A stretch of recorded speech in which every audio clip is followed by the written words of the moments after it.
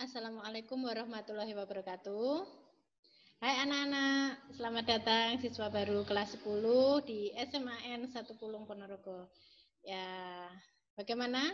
Senang belajar di SMA Pulung? Ya, ini masih hari pertama Bu, belum bisa merasakan. Nah, semoga dengan Anda mengikuti MPLS ini dengan sungguh-sungguh, Anda nanti bisa merasa nyaman, senang belajar di SMA Pulung. Ya, kita semua tahu bahwa saat ini dunia pada umumnya, kemudian Indonesia pada khususnya dan daerah kita semuanya mengalami cobaan dengan adanya virus corona tersebut. Kita harus menjalani belajar dari rumah, bekerja dari rumah, beribadah dari rumah. Nah, meskipun sudah pada era new normal, tapi segala bentuk aktivitas yang mengumpulkan orang banyak sekarang itu sedang diminimalkan mengingat begitu ganasnya virus corona ini. Nah, oke, anak-anakku sekalian, hari ini adalah hari kedua Anda menjalani MPLS secara daring. Anda belajar mempelajari segala macam materi mulai dari pengenalan lingkungan sekolah, materi-materi MPLS yang lain itu Anda pelajari secara mandiri dari rumah. Hanya karena Anda punya tekad yang kuatlah Anda bisa menjalani tahapan ini dengan baik sehingga nanti bisa beradaptasi di SMA Pulung.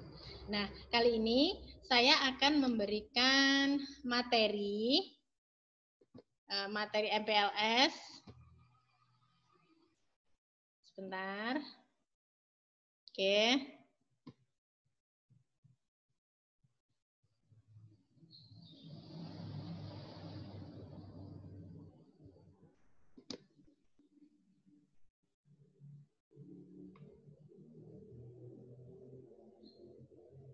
Nah, sebelum saya memberikan materi, saya ingin berkenalan terlebih dahulu. Mungkin kalau kita ketemu di jalan, nanti bisa saling bertegur sapa. Nama saya Titis Anjari Mawati, alamat saya di Desa Suru, Kecamatan Soko, yang area Soko. Mungkin kalau nanti kita sudah sekolah normal, ketika Anda berangkat sekolah bisa Anda melewati depan rumah saya. Ya, di sini saya menjadi guru BK, terutama BK kelas 10. Nanti Anda sebagai siswa kelas 10, guru BK pengampunya adalah Bu Titis. Itu nomor HP saya atau WA, silahkan dicatat. Nah, di sini saya punya moto hidup yaitu lakukan yang terbaik hari ini. Jangan terpengaruh masa lalu, jangan dirisaukan oleh masa depan. Nah, lakukan yang terbaik hari ini. Bu Titis akan membawakan apa toh sebenarnya? Nah, tema kita kali ini adalah membentuk karakter yang unggul dan strategi jitu memilih jurusan atau peminatan di SMA.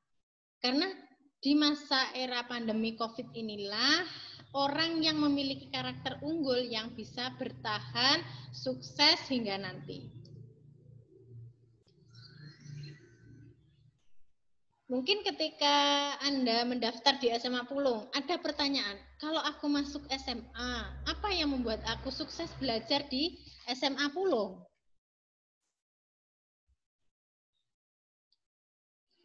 Pertama, yang bisa membuat Anda sukses belajar di SMA Pulung adalah emotional quotient dan pendidikan karakter. Apa yang dimaksud dengan emotional quotient? Itu bahasa Inggris, artinya apa? Yo, siapa yang tahu? Biasanya emotional quotient ini disingkat dengan EQ. Pak, sebelum saya memberikan penjelasan mengenai emotional quotient itu seperti apa, perhatikan tayangan berikut ini.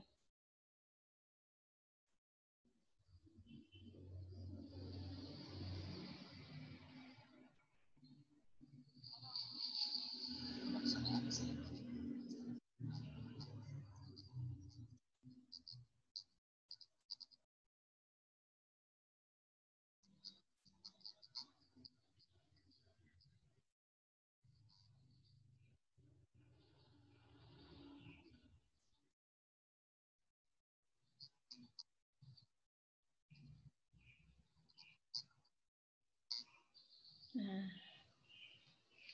Dilihat dari judulnya, Anda bisa membacakan bahwa umat Nasrani melakukan penjagaan di masjid ketika umat Muslim sedang melakukan sholat tarawih. Artinya apa?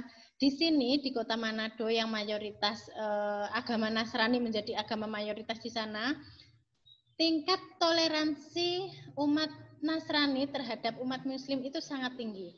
Ketika ada toleransi yang tinggi di masyarakat, apa yang dirasakan? Aman, damai, ya kan? Hidupnya tentram, tidak ada kerusuhan, tidak ada anarkis, tidak ada radikalisme.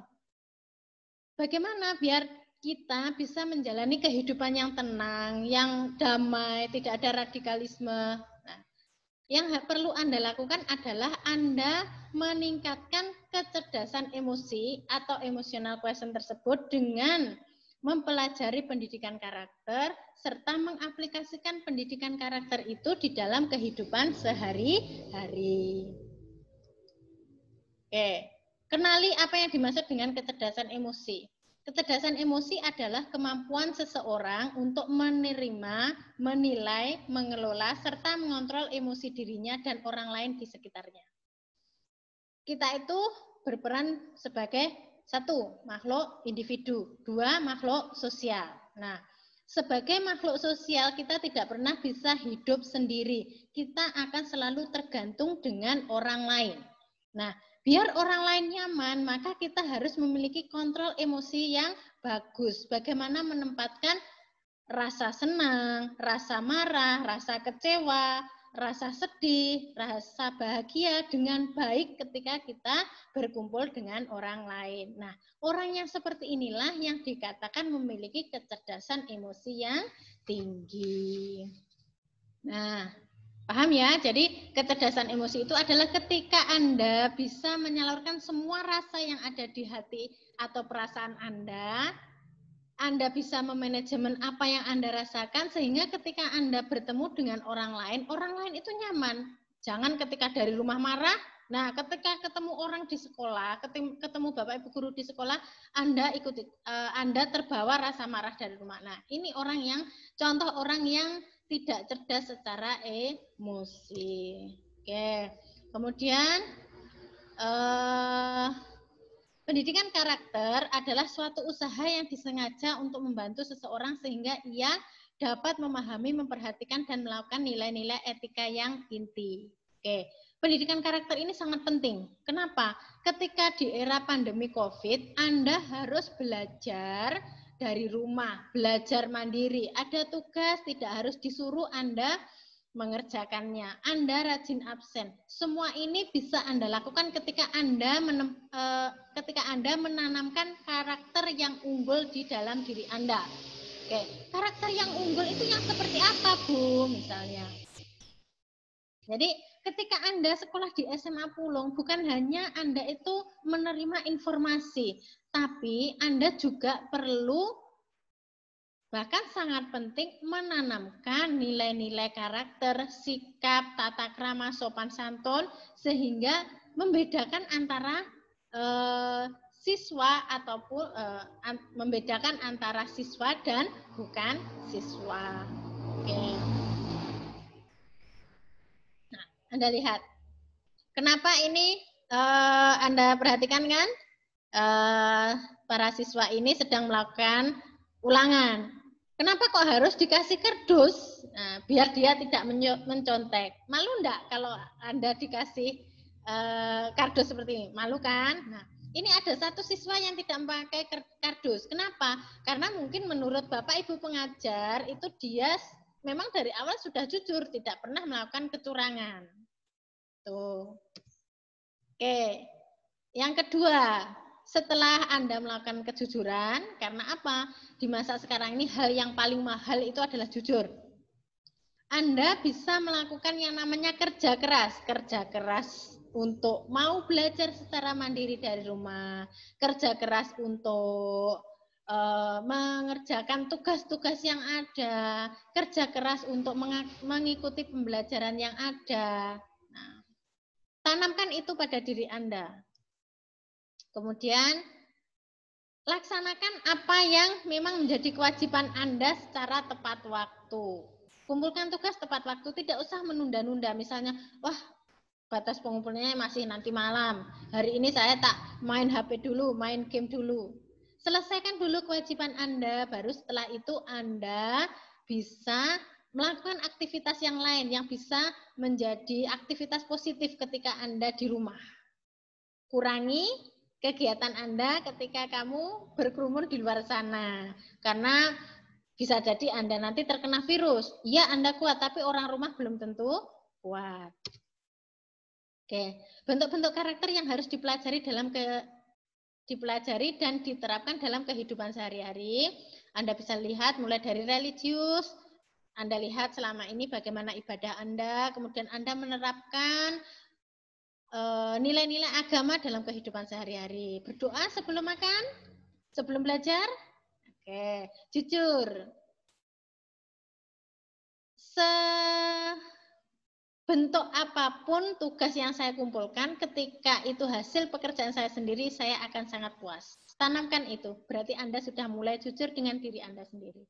Toleransi, bagaimana selama ini Anda menempatkan diri, misalnya Anda ketika bersepeda, knalpotnya diplong. Nah, kalau orang lain mendengar, bagaimana ya perasaannya? Dikembalikan pada diri Anda sendiri. Nah, dan yang paling penting adalah kita ini warga negara Indonesia.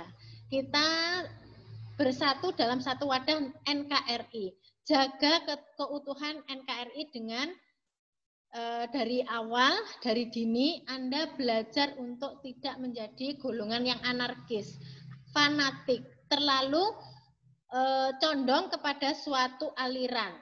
Fanatik itu bisa fanatik terhadap seseorang, pada aliran agama. Ya, jadi raihlah apa yang memang nilai-nilai baik yang bisa diambil. Kalau di dalam suatu hal yang Anda yakini itu ternyata ada hal-hal yang buruk, ya dibuang saja. Karena kalau Anda tetap fanatik dengan kegiatan Anda, aktivitas Anda, itu namanya termasuk radikal. Ya, paham ya? Jadi silahkan dipelajari poin dari religius sampai peduli lingkungan. Nanti ketika ketemu dengan BK akan dibahas lebih lanjut lagi. Oke, kemudian biar Anda sukses belajar di SMA, yang perlu Anda pahami. Intelligence question dan belajar di peminatan yang sesuai dengan bakat dan minat. Oke, tadi kita berperan sebagai satu makhluk sosial, dua sebagai makhluk individu. Kalau kecerdasan emosi ini berkaitan dengan Anda sebagai makhluk sosial, tidak bisa hidup tanpa orang lain. Kalau kecerdasan IQ, kemampuan otak, kecerdasan intelektual, ini berkaitan dengan Anda sebagai makhluk individu. Anda itu makhluk yang unik, yang berbeda antara satu dengan yang lain.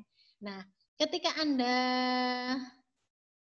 memiliki pribadi yang unik, tentu ketika kamu belajar di suatu peminatan atau penjurusan itu tidak boleh ikut-ikutan teman, apalagi karena teman ngopinya ngambil jurusan ini, temannya yang suka keluar bareng ngambil jurusan ini, bukan karena itu, tapi dilihat dari apakah Anda punya bakat dan minat yang sama untuk mengambil peminatan tersebut. Nah, dari tadi Bu Titis kok bilang peminatan. Apa sih peminatan itu? Oke, peminatan adalah suatu keputusan yang diambil oleh siswa untuk memilih kelompok mata pelajaran sesuai dengan minat, bakat, dan kemampuan selama mengikuti pembelajaran di SMA. Kalau dulu namanya penjurusan, ya. Sekarang namanya peminatan karena kita sekarang belajar di kurikulum 13. Oke, lalu apa hubungannya dengan kecerdasan intelektual atau IQ tadi? Oke, intelijensi adalah kesanggupan untuk menyesuaikan diri kepada kebutuhan baru dengan menggunakan alat-alat berpikir yang sesuai dengan tujuannya. Jadi kecerdasan intelektual itu cara bodone ngene, Cah. Kemampuan daya pikir otak Anda untuk menyelesaikan suatu permasalahan yang dihadapi. Masalah itu nggak hanya ketika kamu diputus pacarmu, kamu tidak punya uang, bukan seperti itu. Tapi ketika kamu ada tugas, kemudian tugas itu harus dikerjakan, ya itu juga termasuk masalah. Nah, kecerdasan intelektual ini akan semakin terasah ketika kamu belajar di peminatan yang memang sesuai dengan bakat dan minat Anda. Tujuan peminatan, mengelompokkan Anda dengan teman Anda yang sesuai kecakapan, kemampuan, bakat, dan minat yang relatif sama, sehingga memudahkan untuk mengasah kecerdasan intelektual. Yang kedua, membantu mempersiapkan siswa melanjutkan studi dan memilih dunia kerja. Jadi nanti ketika kamu memilih peminatan, kamu pun harus memikirkan, kalau saya mengambil peminatan ini, kalau saya sudah lulus nanti kira-kira prospeknya apa? Kalau saya melanjutkan nanti di jurusan apa? Kalau saya kerja nanti di bidang apa? Seperti itu. Oke. Kemudian peminatan yang ada di SMA Pulung 1. Jadi SMA Pulung menyelenggarakan 2 peminatan. Yang pertama peminatan MIPA, matematika, ilmu pengetahuan alam. Jadi kalau Anda memilih untuk peminatan MIPA, Anda harus bersiap mempelajari ilmu pasti, ilmu alam, dan ilmu eksak. Jadi di jurusan MIPA ini nanti logika Anda akan lebih diperlukan. Dan ketika Anda menyelesaikan soal-soal ataupun pelajarannya, maka metode ilmiahlah yang lebih banyak digunakan. Oke. Jawaban dari pelajaran ataupun soal-soal yang ada di peminatan MIPA ini adalah sesuatu yang pasti. Jadi 2 tambah 2 pasti 4, 2 kali 3 pasti 6, ya kan? Nah, nggak mungkin 2 kali 2, 9. Itu rumus dari mana itu? Pasti disalahkan oleh guru matematika. Oke, karena Anda terbiasa berpikir logika, terlatih berpikir secara logika, secara logis, secara penalaran, maka ketika kamu kuliah nanti kamu bisa lintas jurusan. Artinya apa? Kamu bisa memilih beberapa jurusan dari rumpun bahasa dan IPS. Oke, Anda nanti akan mempelajari pelajaran minat, yaitu matematika, fisika, kimia, dan biologi. Jadi pelajarannya itu ada yang wajib. Yang wajib itu mulai dari agama, bahasa Indonesia, matematika yang umum, ya, kemudian bahasa Inggris, tuh. Kemudian ada pelajaran peminatan, yaitu matematika, fisika, kimia, biologi. Kemudian ada mata pelajaran umum lain, mulai dari penjas, seni budaya, sejarah, itu, ya. Nanti menyenangkan pokoknya sekolah di SMA Pulung itu. Oke. Selanjutnya, meski Anda memilih peminatan MIPA, nanti Anda juga bisa mempelajari yang namanya lintas minat. Ya, tadi selain mata pelajaran umum, mata pelajaran wajib, mata pelajaran peminatan, Anda juga bisa mempelajari pelajaran lintas minat. Tenang, kalau kamu masih ingin belajar ekonomi, ingin belajar sosiologi, nanti ada lintas minatnya. Oke. Jadi kalau kamu mengambil peminatan IPA, maka ketika kamu kuliah, nanti kamu bisa mengambil di bidang ilmu sains, matematika, fisika, kimia, biologi, nanti kamu jadi ilmuwan. Tuh. Kalau jadi guru bisa, Bu? Bisa.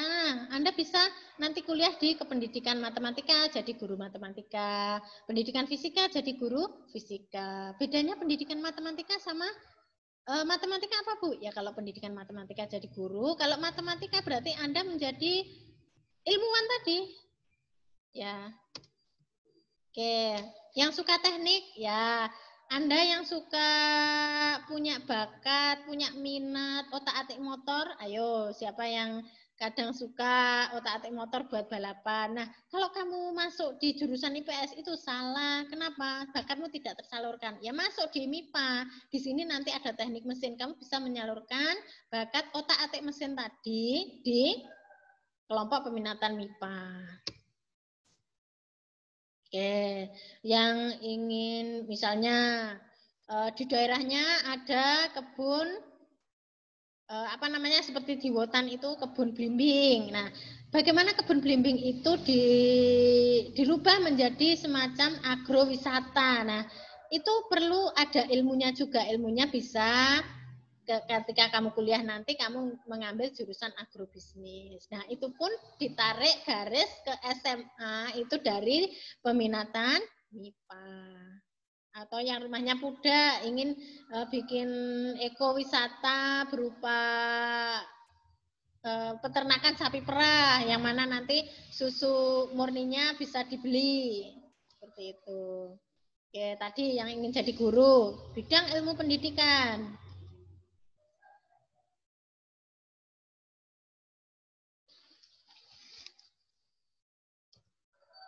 Nah, jadi apakah saklek Bu saya harus mengambil jurusan ini saja ketika kuliah nanti? Bisa, anak IPA. Saya tadi kan bilang anak IPA ketika kuliah bisa memilih beberapa jurusan dari peminatan IPS karena Anda terbiasa berpikir logika, penalaran, sehingga nanti ketika Anda kuliah di jurusan IPS hanya perlu sedikit adaptasi.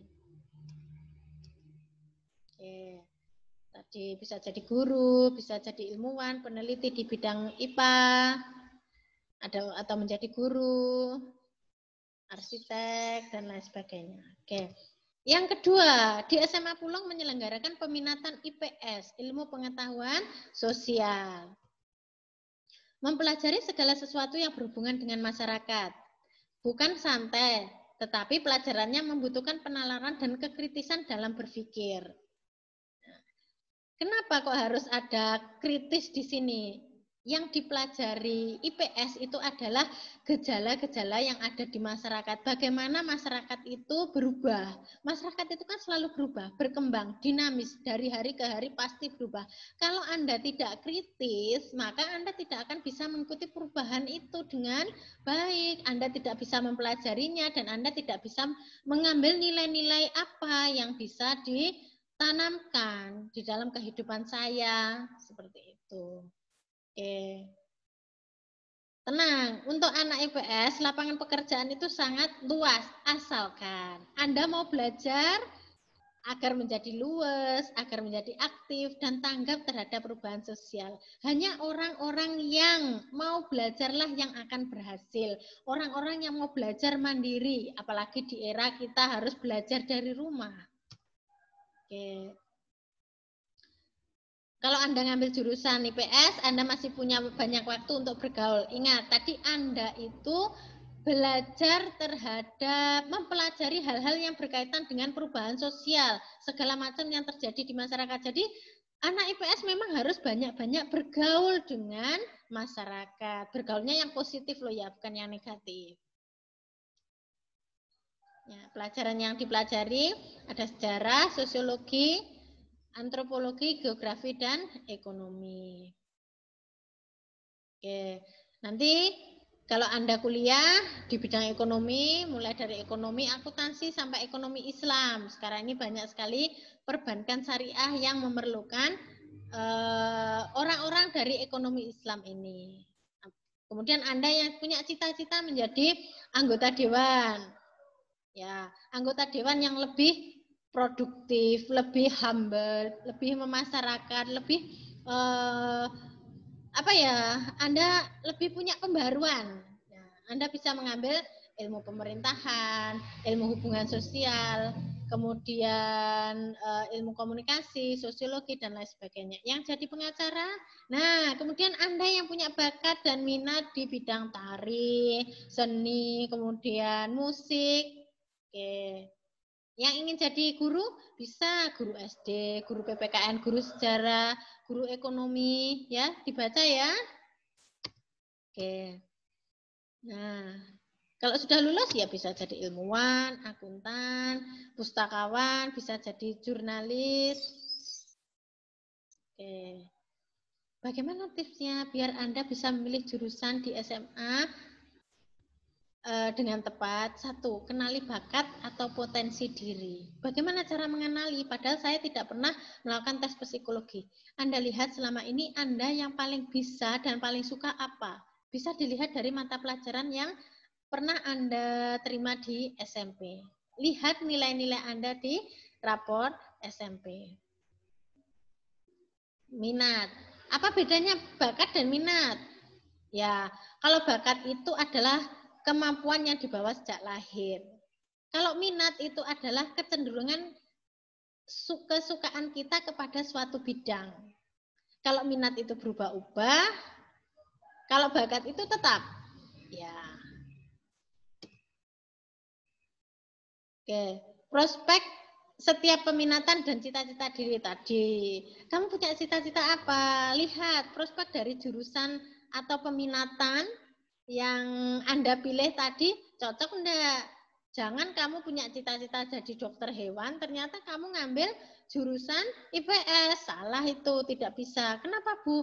Ya gini, ketika Anda terbiasa berpikir secara nalar dan kritis, kemudian disuruh untuk berpikir dengan metode ilmiah, tentu kesulitan untuk beradaptasi. Nah, di pelajaran yang paling bisa apa? Lihat nilai rapor SMP. Dan yang terakhir adalah konsultasi dengan orang tua. Oke. Apapun yang Anda pilih wajib dikonsultasikan dengan orang tua karena orang tua akan memberikan masukan yang baik untuk Anda.